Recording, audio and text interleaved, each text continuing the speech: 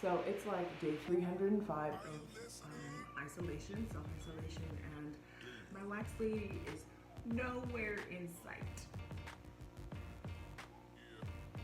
Ooh, I'm so excited about this one.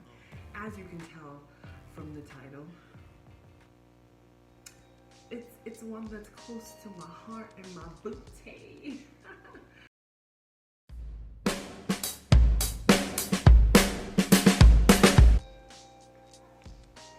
Hey friends, welcome back to my channel and welcome to today's video.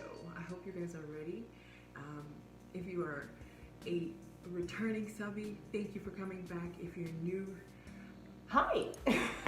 I hope you enjoyed today's content and I hope that you enjoyed enough to subscribe. Hit that subscribe button. Hit it, hit it, hit it. So today's video is my personal butt growth journey. I don't know what else to call it. Booty gains journey to the gains, peachy, I don't know. So I want to give you guys the background. So growing up, I grew up around 3 sisters, right? And it was quite interesting. I was second youngest, but for a long while before our younger sister was born, Rika, it was just me and my 2 elder sisters, Celeste and Tembi, and they fought all the time like cat and dog, and I don't know, it was just sister stuff, and sometimes like horrible things would be said. My thing that I always grew up being made fun of was my butt, or lack thereof. because I really didn't have one growing up. Not that I didn't have a butt, I mean there was something there, but it was flat, and for like An African girl, I just wasn't living up to the standard like so throughout my whole, I think up until I was like 19, 20 when I first started exercising, it was still flat, and even when I first started exercising it remained flat because all I did was cardio, and that's not good. That's not good for the gains, for the booty gains anyway. So I was fit as hell, but I was still there walking around with my plus hot, as they would call it. And in 2018, I decided I wanted to go on a journey to grow my butt, right? As crazy as that sounds, I did a little research, a lot of research actually. Like, I thought this would be a cool thing for me to do, sort of an experiment on myself to see if I could get these results through these specific training methods and applying these specific techniques to how I was training and how I was gaining. So I went on this journey and I'll be popping in pictures in between of how it's been, where I was, where I am now, where I'm going. I don't really know where I'm going. Now some of you may be sitting there thinking, what the hell is this girl saying? Like, is she serious? But honestly, for me, not having a pronounced behind was one of the things that I really struggled with when it came to self-esteem through primary school and throughout high school. You know, kids are evil. They would just make fun of everything. First I was too tall, then I got fat knees. Can you imagine the kids make fun of my knees, guys? Of my knees, I love my knees now, but back then I was like, yo, can I get like liposuction on these? My knees, my butt. At one point when I was at St. Taurus High School, I remember the kids making fun of the fact that my pubic bone stuck out of my skirt, my school skirt. I was like, why are these kids looking at my veg? But anyway, all those things aside, it really was one of those things that I'm really happy that I addressed now in my older age, and I'm in a mental space too, where I'm able to appreciate what the gains mean for me mentally more than they do physically. So I'm really proud that I went in on it and I decided to grow my butt, yo, because it's really boosted my confidence. I've always wanted a booty. My jeans fit better. I'm just like, hey. So I want to break it down for you guys. I'm going to tell you guys how I got my gains, how long it took me to get here, and where I'm going. I'm kind of actually not sure, and it's kind of exciting to see how my body is continuing to develop and grow, and muscle being put on in places where it's never been. I never even used to have good upper body definition until I also started really placing a focus on upper body days and making sure that I'm hitting my caloric surplus. I am rambling. That is another video. Okay, so my booty. So first of all, before you set off on trying to achieve any sort of goal, make sure that your mind is in the right place, darling. Make sure you're doing it for the right reasons, all right? That's a good foundation for you to grow on, and then once you get that goal, it's not gonna be so fickle, and it's not something that you're gonna lose easily because your intention was in the right place. So make sure that you have good intentions. Good intentions, folks, they get you far. After you got good intentions in place, you want to take a look at your nutrition. So we've heard this time and time again. I've said it on my channel, I've said it on Instagram before, that when you're trying to put on weight, when you're trying to put on weight, you need to be in some sort of a caloric surplus. This basically means that you are giving your body more fuel than you are burning. So you're giving your body X amount of fuel, you exercise with X amount of fuel, and what's left is an X amount of fuel that your body can use and turn into muscle, right? So I put myself in the caloric surplus.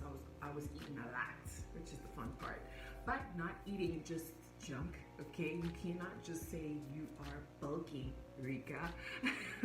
My youngest sister always says it. She's like, and she'll be like, so you cannot be eating a bunch of junk.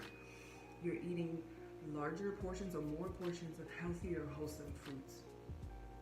Take notes. Then in the gym, this is like where the key bit comes, because this is where you merge everything together, right? And in the gym, I researched some techniques. I had never actually activated my glutes before training leg day in the past, and now it's something I don't go without. It's just so essential. We sit on our bums all day, and the glutes go to sleep, and then you wake up. And then you try and wake them up with some squats, like a warm up of 20 squats or whatever, and then you go about your workout, and you're not getting the bang for your buck that you could be getting if your glutes were really fired up and activated. So immediately when I started activating my glutes, I saw a change. First of all, I've never felt fire like that in my glutes before. Ooh, when you put a band to the legs and you are abducting, or you are side raising, or fire hydrants or donkey kicks, the fire in the glutes, guys, it's a completely different burn in your entire leg, your hammies, everybody is just like, so that's how I like to start my workouts, with my muscles really fired up and ready to take in those gains. And then also I focus on making sure that I'm training in a hypertrophy state. I'm holding these bands, but I haven't mentioned them yet, so let me just quickly touch on the bands before I go to progressive overload. The bands that I use right here to activate, honestly, it's whatever I have around me, but I do have a variety of bands. These are from Mr. Price. These ones are, I got them from, I'll link her details down below in the description box. She's on Instagram, and they were like $390 for these. These are also from Mr. Price. These are the long bands. Long bands, you can take them up and you can, make them shorter, loop them around your hips. Really innovation. You can do anything with whatever you got. You don't have to get these bands specifically, right? Okay, so in the gym we've touched on activation, and progressive overload is what I want to talk about now. This basically means starting with a base weight, right? Say this is week 1, I'm in the gym, I'm hitting legs, I'm aiming to hit legs at least 2 to 3 times a week. Also, because you want to increase the frequency that you're training the specific body part so that you give it more chances to grow, but then you also don't want to overtrain it. So make sure you're breaking it up with upper body days or full body days so that you can give your legs time to recover. Okay, So progressive overload is this concept that you know what, I'm gonna look for the definition and like plug it in the screen, but this is my understanding of it. You take a base weight and then over time you increase it. So I started this off with my basic movements, my squats, my deadlifts, and my hip thrust, right? And I would start with a 30 kg squat. That's actually where we started, Luando and I, 2 years ago, because we realized that our form on our squat was not giving us the biggest bang for our buck. We wanted to go lower. So we took off all that excess weight that we were doing. I mean, we were squatting like 60s and we felt like badasses, but our form was not in place. So we started from scratch, went down to 30 and build from there. Week by week, making sure that the form stays the same and you're going as low as you need to each time, and really focusing on that squeeze at the top too. So that's progressive overload, and that's how we did that. And we did that for on the various movements, hip thrust, deadlift, and over time your body adapts, your muscles increase in strength and size, and that's what we call the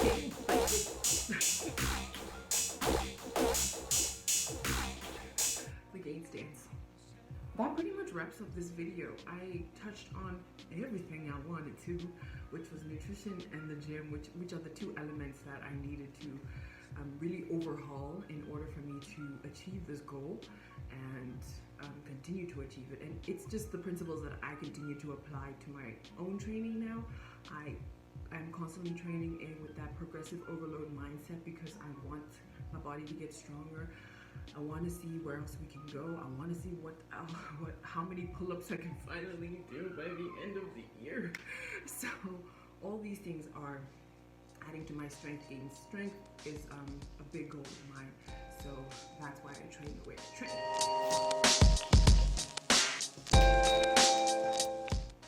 So that's it for me today, guys. I hope you guys enjoyed this video. I hope you found it insightful, entertaining, and yeah, just some good, nice information for you to know in case you want to try the same for yourself.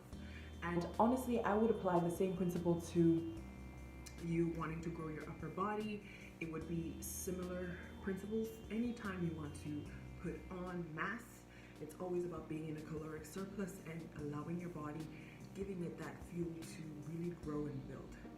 So that's all from me today, guys. Thank you for tuning in. I will see you guys in the next video. Please don't forget to hit the subscribe button if you're new, wherever it is. And also do give this video a thumbs up. And I really appreciate all of you guys watching my video so far. I'm having so much fun creating content again. And if you guys have any requests, specific fitness, lifestyle requested videos that you guys would like me to do, you can always leave them in the